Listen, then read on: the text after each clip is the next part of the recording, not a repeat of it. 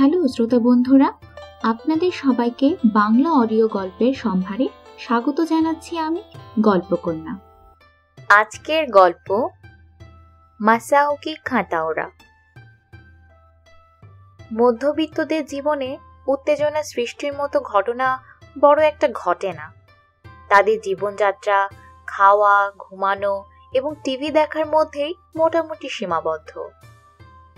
কিন্তু আমার ছোট ভাইয়ের বাসায় ব্যতিক্রম হলো। তাদের বাসায় উত্তেজনা সৃষ্টির মতো একটা ঘটনা ঘটার উপক্রম হলো। শুনলাম এক জাপানি যুবক নাকি তার বাসায় 1 মাস থাকবে। জাপান বাংলাদেশ টেকনিক্যাল অ্যাসিস্ট্যান্ট প্রোগ্রামের সে একজন কর্মী। বাংলাদেশের গ্রামে 2 বছর কাটাবে। তবে পোস্টিং হওয়ার আগে বাংলাদেশের কোনো এক মধ্যবিত্ত পরিবারের সঙ্গে তাকে 1 মাস কাটাতে হবে, যাতে সে আমাদের রীতিনীতি আচার আচরণ সম্পর্কে প্রাথমিক ধারণা পায়। জাপানি যুবকের জন্য আমার ছোট ভাইয়ের পল্লবীর বাসায় দোতলায় একটা ঘর খালি করা হলো। জানালায় নতুন পর্দা দেওয়া হলো, বিছানায় নতুন চাদর, টেবিলে ফুলদানিতে গোলাপ, বাথরুমে টয়লেট পেপার। বিদেশি অতিথি, আদর যত্নের যেন ত্রুটি না হয়। এই অতিথি অন্য সব অতিথির মতো নয়। সে হচ্ছে পেইং গেস্ট। যে কদিন থাকবে সে কদিনের জন্যে টাকা দেবে। পেইং গেস্ট হলেও তার মূল কাজ আমাদের জীবনযাত্রা লক্ষ্য করা, আমাদের কালচার সম্পর্কে ধারণা নেওয়া। যেহেতু বাঙালি সংস্কৃতি সম্পর্কে সে ধারণা নেবে, কাজেই আমাদের সচেতন থাকতে হবে কোনো ভুল ধারণা যেন সে না পায়। তার সন্ধ্যাবেলা আসার কথা। বাসার সবাই বিকেল থেকে সেজে গুজে অপেক্ষা করতে লাগলো। বাচ্চাদের উৎসাহই সবচেয়ে বেশি। তারা কথাবার্তা কিভাবে বলবে তাই নিয়ে মহা চিন্তিত। দোকান থেকে কুৎসিত আকৃতির বিশাল সাইজের মিষ্টি আনা হয়েছে, যাতে বিদেশি অতিথিকে মিষ্টির আয়তন দেখিয়ে ভরকে দেওয়া যায়। অতিথি এলো সন্ধ্যাবেলা। পায়ে বুট জুতা, পরনে চকচকে সবুজ লুঙ্গি, গায়ে ফতুয়া। আমরা তাকে ভরকাতে চেয়েছিলাম। বিচিত্র পোশাক দিয়ে শুরুতেই সে আমাদের ভরকে দিল। অ্যাটেনশন হয়ে দাঁড়িয়ে মাথা নুয়ে বো করল। একবার না, কয়েকবার।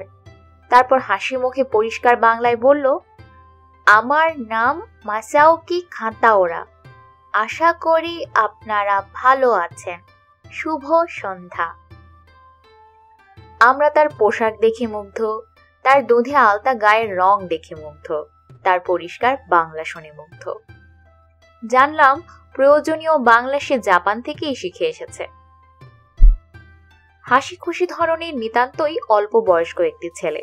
শুনেছি জাতি হিসেবে জাপানিরা খুব বুদ্ধিমান। একে খানিকটা বেকুব ধরনের মনে হলো। সে প্রথম দিনেই তার বেকুবির অনেকগুলো প্রমাণ দেখালো। বিশাল আয়তনের 7টি মিষ্টি খেয়ে বলল, মিষ্টি জাতীয় খাবার আমি পছন্দ করি না। অনেক বাচ্চা কাচ্চা তার জন্য অপেক্ষা করছে দেখে সে বাচ্চাদের আনন্দ দেওয়া অবশ্য কর্তব্যের মধ্যে ধরে নিয়ে ডিগবাজি, পা উপরে মাথা নিচে দিয়ে দাঁড়ানো এ জাতীয় কিছু খেলা দেখালো এবং একসময় হুড়মুড় করে পড়ে গিয়ে একটা চায়ের কাপ ভেঙে ফেলে ভাঙা টুকরোগুলোর দিকে খুবই অবাক হয়ে তাকিয়ে রইল। একটা ময়লা 100 টাকার নোট মার দিকে বাড়িয়ে বলল, দয়া করে কাপের দামটা এখান থেকে রাখুন। কাপ ভাঙায় আমি বিশেষ দুঃখী হয়েছি। 7 দিনের মাথায় সে ঘরের লোক হয়ে গেল। রান্নাঘরে ঘুরঘুর করে, কাঁচামরিচ ছাড়া ভাত খেতে পারে না। আমার মা অবলীলায় তাকে বলেন, দোকান থেকে 8 কেজি লবণ এনে দাও তো। সে ছুটে যায় লবণ আনতে। মশারি টানানোর জন্য পেরেক পুঁতে দেয়। একদিন দেখা গেল ঝাড়ু হাতে প্রবল উৎসাহে ঘর ঝাড়ু দিচ্ছে। ভিক্ষুক দরজা ধাক্কা দিলে বলছে, মাফ করো। বাসার পাশে এক ধোপার দোকানে তাকে দীর্ঘ সময় কাটাতে দেখা গেল। জানা গেল ধোপাকে সে 100 টাকা দিয়েছে, যার বিনিময়ে ধোপা তাকে তার 2-in-1টি ব্যবহার করতে দেয়। সে সেখানে জাপান থেকে নিয়ে আসা ক্যাসেটে জাপানি গান শোনে। তাকে বলা হলো যে বাসাতেই ক্যাসেট প্লেয়ার আছে, সে ইচ্ছা করলে ব্যবহার করতে পারে। তার জবাবে সে বলল, এই বাসায় সে জাপানি ক্যাসেট বাজাতে চায় না, সে বাঙালি কালচার শিখতে চায়। আমাদের সঙ্গে থেকে সে যে সব কালচার শিখলো তা বাঙালি কালচারে পড়ে না, পারিবারিক কালচার হিসেবে চালানো যায়। কিছু নমুনা দেওয়া যাক। 1. ঘুমোতে যাওয়ার এবং ঘুম থেকে ওঠার কোনো নির্দিষ্ট নিয়ম নেই। যার যখন ইচ্ছা ঘুমোতে যেতে পারে। কেউ রাত 10টার মধ্যে ঘুমিয়ে পড়ে, আবার অনেকে রাত 3টা পর্যন্ত জেগে থাকে। কেউ কেউ ওঠে সূর্য ওঠার আগে এবং প্রার্থনা করে, আমার মা। কেউ সকাল 11টায় অনেক কষ্টে বিছানা থেকে নামে, আমার কনিষ্ঠ ভ্রাতা, এবং 1 কাপ চা খেয়ে আবার ঘুমিয়ে পড়ে।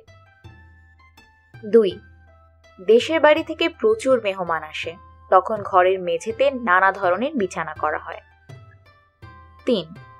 রবীন্দ্রসঙ্গীত, হিন্দি এবং ইংরেজি এই 3 ধরনের গান সারাক্ষণ ক্যাসেটে বাজতে থাকে, যদিও কাউকে দেখেই মনে হয় না সে গান শুনছে। মাসাওকিকে দেখে আমরাও জাপানিদের সম্পর্কে কিছু কিছু ধারণা করলাম। যেমন 1. জাপানি সম্পর্কে প্রচলিত ধারণা ঠিক না, তারা খানিকটা বেকুব ধরনের হয়। উদাহরণ, একবার বাসায় একটা মিলাদ হলো, মাসাওকি সেখানে উপস্থিত। পাত্রে করে আতর ভেজানো তুলা দেওয়া হয়েছে, সবাই তুলা থেকে আঙ্গুলে খানিকটা আতর মাখিয়ে নাকে দিচ্ছে। তুলার পাত্র মাসাওকির সামনে আসতেই সে পুরো তুলার টুকরা মুখে দিয়ে কপ করে গিলে ফেলে, তারপর হাঁসের মতো গলা টেনে টেনে কাশতে লাগলো। 2. জাপানিরা খাদ্যের ব্যাপারে গোপালের মতো সুবোধ বালক, তাদের যা দেওয়া হয় সবই খায়। তবে তারা নুডলস খায় না, সবচেয়ে বেশি পছন্দ করে এলু বার্তা অর্থাৎ আলু ভর্তা এবং তিরিকিরি মানে তরকারি। 3. এদের লজ্জা শরম একটু কম, লুঙ্গি পরে থাকে, ফট করে লুঙ্গি খুলে যায়, তারা তাতে মোটেও বিব্রত বোধ করে না, শুধু এই এই জাতীয় শব্দ করে। 4. জাপানিরা খুব রং চঙে আন্ডারওয়্যার পরে। মাসাওকির লুঙ্গি প্রায় খুলে যাওয়ায় তার বিচিত্র রঙের আন্ডারওয়্যার দেখার সৌভাগ্য আমাদের সবারই হয়েছে। মাসাওকিকে নিয়ে সবচেয়ে সমস্যায় পড়লেন আমার মা। গ্রামে তার যত আত্মীয় স্বজন আছে তারা সবাই জাপানি দেখার অজুহাতে একবার করে ঢাকা ঘুরে গেল। নিতান্ত অসময়ে 6-7 জন এসে উপস্থিত হয়, তাদের মুখ ভর্তি হাসি। তারা খুশি খুশি গলায় বলে, জাপানি দেখতে আসছি। তাদের সে দেখা 3-4 দিনও শেষ হয় না। তারা জাপানি দেখার সঙ্গে সঙ্গে চিড়িয়াখানা দেখে, ঢাকা শহর দেখে, বলাকা সিনেমা হলে সিনেমা দেখে। দেশে ফিরে যাওয়ার সময় বলে, জাপানি দেখা বড় ভালো লাগলো, অতদিন খালি জাপানি জিনিস দেখছি, এখন আল্লাহ পাক জাপানি আদম দেখাইলো। এরা সব ভালো, তবে বাংলা ভাষা একটু দুর্বল। তারা দেশে ফিরে অন্যদের খবর দেয়, অন্যরা তখন কাপড় চোপড় গুছিয়ে ঢাকা রওনা দেয়। 1 মাস পার হওয়ার পর মা স্বস্তির নিঃশ্বাস ফেললেন। মাসাওকি বিদায় নিয়ে চলে যাচ্ছে। বিদায় দৃশ্য যথেষ্ট ইন্টারেস্টিং হলো। মাসাওকি হড়বড় করে জাপানি ভাষায় এক গাদা কথা বলল। মনে হলো তার মধ্যে গভীর আবেগের সঞ্চার হয়েছে, কারণ কথা বলতে বলতে তার গলা ধরে আসছিল। আমরা যে তার জাপানি ভাষা এক বর্ণও বুঝতে পারছি না তা তাকে বুঝতে দিলাম না। আমরা সবাই খুব মাথা নাড়তে লাগলাম। মার বাসায় কাজের মেয়ে দুজনের একজন গলা ছেড়ে কাঁদতে কাঁদতে বলতে লাগলো, মশা ভাইজান চাইতাছে। মাসাওকি বাসার বাচ্চা কাচ্চা এবং কাজের মানুষদের কাছে মশা ভাই হিসেবে পরিচিত ছিল। মাসাওকির বিদায়ের 6 মাস পরের কথা। কোরবানির ঈদের ছুটিতে আমরা সবাই পল্লবীর মার বাড়িতে জড়ো হয়েছি। এই ঈদ সবাই মিলে মার সঙ্গে করি, দীর্ঘদিনের নিয়ম। ঈদের 2 দিন আগে সুটকেস হাতে নিয়ে মাসাওকি উপস্থিত। 2 100 টাকার নোট বের করে মার কাছে গিয়ে সে যা বলল তা হচ্ছে তাকে 3 দিনের ছুটি দিয়েছে, সে আমাদের সঙ্গে থাকতে এসেছে, 200 টাকা সে দিচ্ছে খরচ হিসেবে।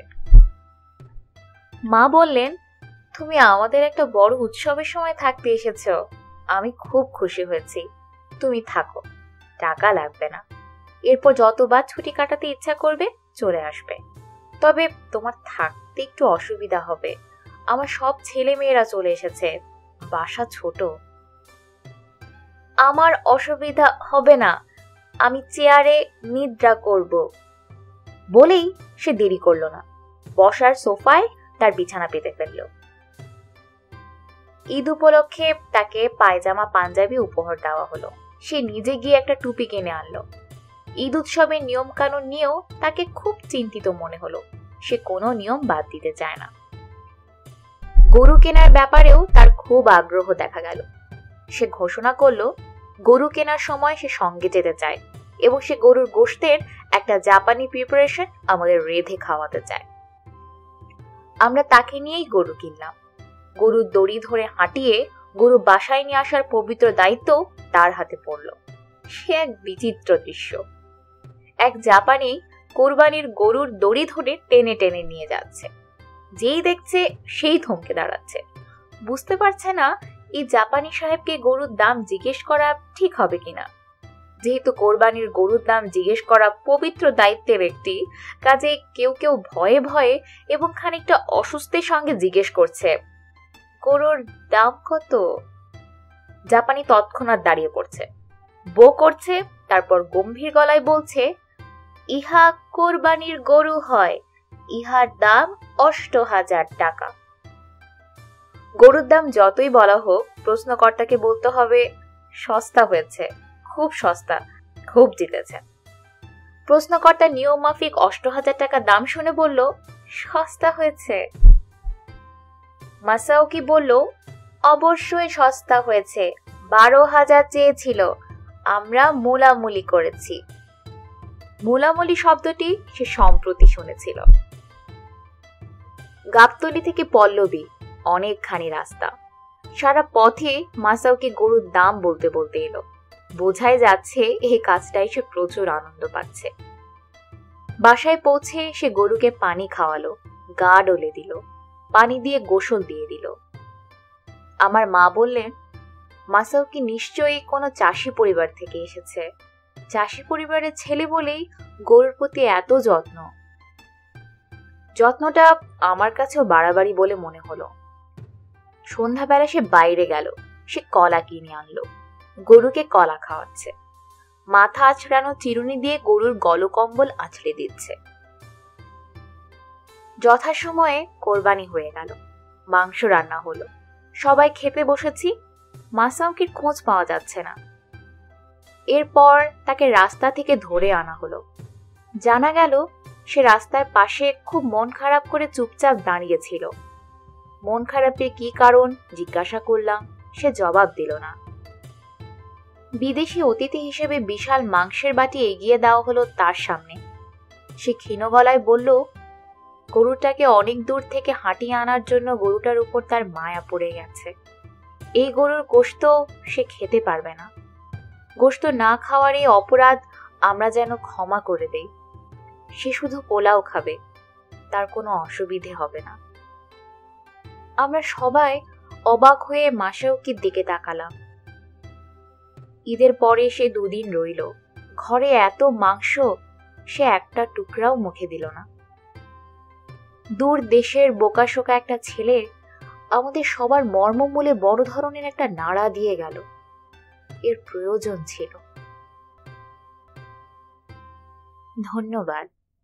গল্প কন্যার গল্প শেষ। জানি আমি, লাগলো বেশ। তাহলে আর দেরি কেন? লাইক করতে ভুলো না যেন। ঝটপট করে ফেলো শেয়ার আর কমেন্ট। যাচ্ছি আমি এখন, যাচ্ছি না পার্মানেন্ট। আর এই চ্যানেলে সাবস্ক্রাইব করবে যারা, নতুন নতুন গল্পগুলো শুনতে পাবে তারা।